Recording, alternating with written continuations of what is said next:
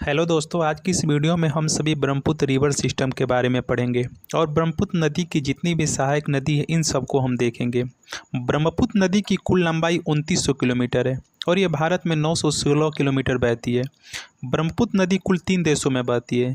पहला तिब्बत में, भारत में और बांग्लादेश में अपना प्रवेश करती है। तिब्बत में इसे सांगपो कहा जाता है और भारत के अरुणाचल प्रदेश में इसे दिहांग नदी कहा जाता है।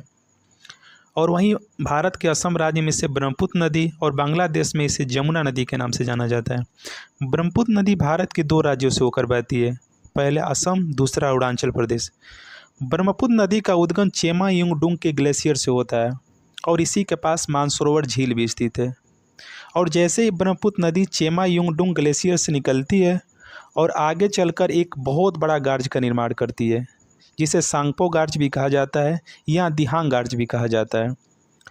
और यहीं ब्रह्मपुत्र नदी अरुणाचल प्रदेश में नामचा बरवा चोटी से यू टर्न लेकर प्रवेश करती है।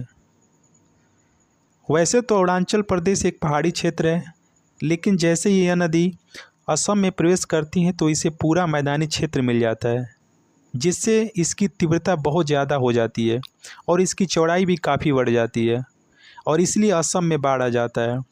और यहाँ एक आइलैंड का निर्माण भी होता है, जिसे मांजुली आइलैंड भी कहते हैं। मांजुली द्वीप दुनिया का सबसे बड़ा नदी द्वीप है। यह इतना बड़ा है कि असम राज्य का एक जिला भी घोषित है। और आगे चलकर यह बांग्लादेश में प्रवेश करती है, जिसे जमुना के नाम से जाना जाता है और पद्मा नदी से मिल जाती है। पद्मा नदी कोई और नदी नहीं है, बल्कि गंगा नदी को बांग्लादेश में पद्मा नदी के नाम से जाना जाता है।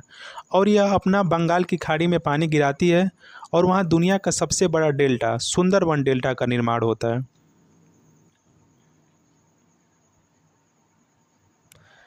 असम के कुछ शहर जैसे डिब्रूगढ़, तेजपुर, गुवाहाटी इसी नदी के किनारे बसा हुआ है। अब ब्रह्मपुत्र नदी के सहायक नदी को देखते हैं। सबसे पहले तिब्बत से एक नदी आती है, जिसे लोहित नदी कहा जाता है। यह नदी अरुणाचल प्रदेश में प्रवेश होते ही असम में ब्रह्मपुत्र नदी से मिल जाती है। दूसरी सहायक नदी है दिहांग नदी। दिबांग नदी से निकलकर यह लोहित में मिल जाती है और लोहित नदी आगे चलकर ब्रह्मपुत्र नदी में मिल जाती है। याद रखिए, लोहित नदी को खूनी नदी भी कहा जाता है, क्योंकि इसके रास्ते में लाल मिट्टी पड़ती है, इसीलिए इसे खूनी नदी कहा जाता है।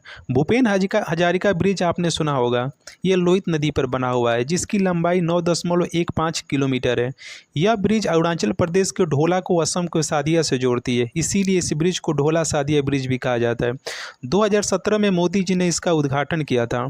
इसके बाद बाईं ओर से मिलने वाली एक नदी है भूरही दिव्यांग नदी, जो अरुणाचल प्रदेश से निकलकर असम में ब्रह्मपुत्र नदी से मिल जाती है।